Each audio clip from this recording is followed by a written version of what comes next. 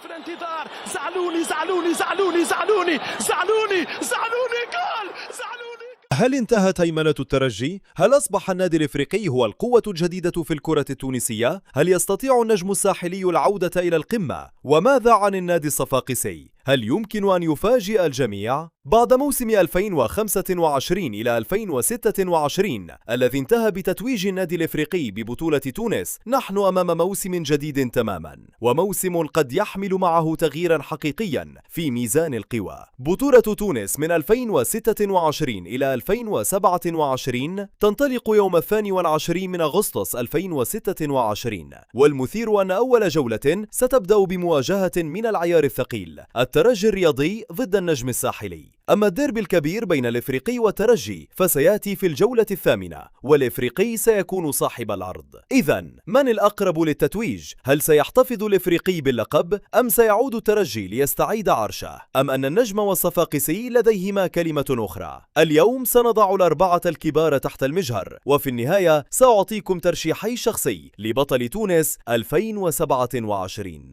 أولا، حامل اللقب. لنبدأ من النادي الإفريقي. الإفريقي يدخل الموسم الجديد وهو يحمل لقب بطولة تونس، وهذا وحده يضع ضغطا كبيرا على الفريق، لأن الفوز بالبطولة شيء والدفاع عنها شيء آخر تماما. عندما تكون المطارد يمكن أن تلعب بأريحية أكبر، لكن عندما تصبح أنت البطل كل الفرق تريد إسقاطك، وكل مباراة أمامك تصبح مباراة خاصة. والإفريقي لديه أيضا اختبار قوي جدا منذ البداية. الفريق سيبدأ مشواره بمواجهة خارج ملعبه أمام النجم الرياضي الساحلي في الجولة الأولى، وبعد ذلك سيواجه الترجي في الجولة الثامنة، أي أن حامل اللقب سيجد نفسه أمام اختبارين كبيرين خلال مرحلة الذهاب. لكن السؤال الحقيقي، هل الإفريقي أصبح بالفعل قوة قادرة على فرض سيطرتها لعدة سنوات، أم أن لقب 2026 كان مجرد عودة استثنائية بعد سنوات طويلة من الانتظار؟ هذا هو الاختبار الحقيقي للإفريقي. ثانيا، الترجي. والآن نأتي إلى الفريق الذي لا يحتاج إلى تقديم، الترجي الرياضي التونسي. الترجي خسر بطولة تونس في الموسم الماضي، لكن هل يعني ذلك أن الترجي أصبح خارج المنافسة؟ بالتأكيد لا، بل على العكس. الترجي يدخل الموسم الجديد وهو أحد أكبر المرشحين لاستعادة اللقب،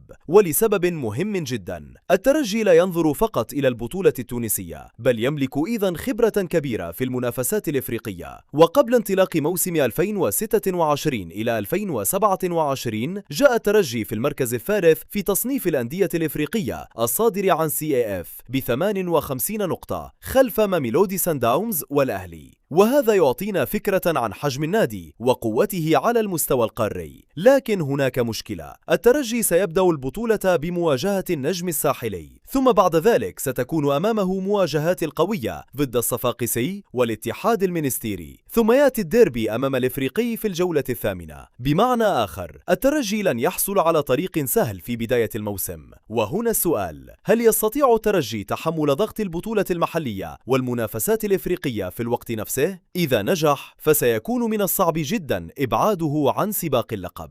ثالثا، النجم الساحلي. والآن النجم الساحلي، الفريق الذي سيكون أمامه اختبار ناري منذ الجولة الأولى، الترجي ضد النجم. منذ البداية سيعرف الجميع هل النجم قادر على الدخول بقوة في سباق البطولة أم لا. والنجم ليس مجرد فريق يبحث عن مركز متقدم، هذا فريق يعرف معنى المنافسة على الألقاب. لكن المشكلة أن المنافسة في تونس أصبحت صعبة جدا، لأنك لا تنافس فريقا واحدا فقط، أمامك الترجي والإفريقي والصفاقسي، وفوق ذلك هناك فرق أخرى يمكنها إسقاط الكبار في أي جولة. ولهذا أرى أن النجم يمكن أن يكون الحصان الأسود الحقيقي لهذا الموسم. إذا نجح في تحقيق نتيجة إيجابية أمام الترجي في الجولة الأولى فقد تتغير الكثير من الحسابات. أما إذا خسر فهذا لا يعني أن البطولة انتهت بالنسبة إليه، لكنه سيخسر فرصة مهمة جدا لإرسال رسالة مبكرة إلى بقية المنافسين.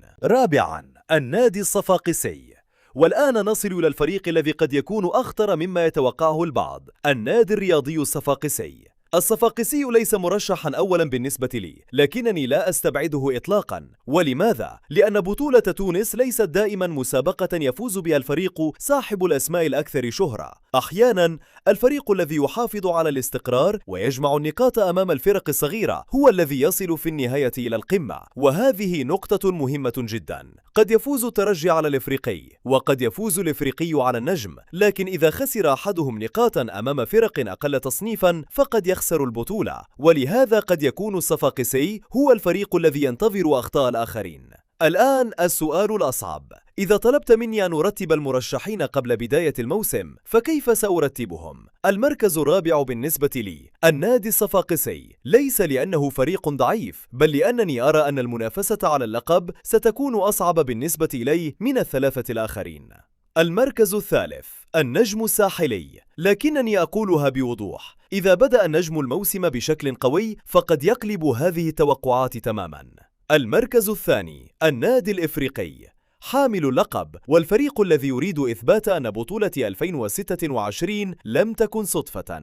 لكن المركز الأول بالنسبة لي الترجي الرياضي التونسي. نعم، رغم خسارته لقب الموسم الماضي، ورغم تتويج الإفريقي، ورغم أن البطولة أصبحت أكثر انفتاحا، ما زلت أرى الترجي المرشح الأول لاستعادة البطولة. لماذا؟ لأن الترجي يملك الخبرة والجودة والخبرة الإفريقية والقدرة على التعامل مع سباق طويل. لكن وهنا المفاجأة، أنا لا أتوقع أن تكون البطولة سهلة على الترجي، بل أعتقد أن موسم 2026 إلى 2027 قد يكون من أكثر المواسم إثارة في السنوات الأخيرة. تخيلوا السيناريو: الإفريقي يدخل الموسم وهو يريد الدفاع عن لقبه، الترجي يريد استعادة العرش، النجم يريد العودة إلى القمة، والصفاقسي يريد قلب الطاولة. والأجمل أننا لن ننتظر طويلا حتى تبدأ المواجهات الكبيرة. الجولة الأولى الترجي ضد النجم، ثم الصفاقسي يدخل هو الآخر في مواجهة القوية أمام الملعب التونسي. أما الديربي الكبير الإفريقي ضد الترجي فسيأتي في الجولة الثامنة، يعني أننا قد نعرف الكثير عن شكل المنافسة قبل أن نصل حتى إلى منتصف الموسم.